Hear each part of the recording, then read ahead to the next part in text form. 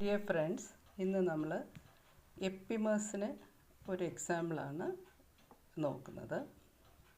Epimers ഇവിടെ നമ്മൾ C6H12O6 that's A molecular formula of glucose and fructose നമുക്കറിയാം.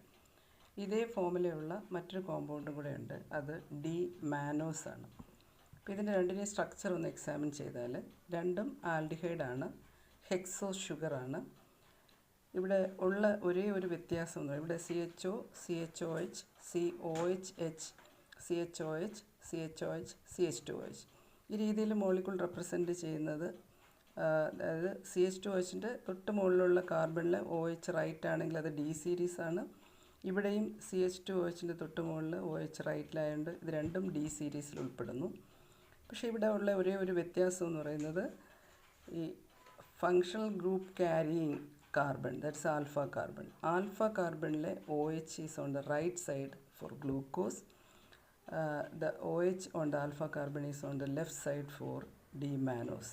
ഇത്തരത്തിൽ ഈ ടോപ്പിൽ വരുന്ന ടോപ്പ് മോസ്റ്റ് അസിമെട്രിക് കാർബണിൻ്റെ കോൺഫിഗറേഷനിൽ ഡിഫറൻസ് വരുന്ന സ്റ്റീരിയോ ഐസോമേഴ്സിനെയാണ് നമ്മൾ എപ്പിമേഴ്സ് എന്ന് വിളിക്കുന്നത്. അപ്പം ഡി ഗ്ലൂക്കോസ് ആൻഡ് D-മാനോസ്. അപ്പോൾ എപ്പിമേഴ്സ് എന്താണെന്ന് ചോദിച്ചാൽ example D glucose and D mannose R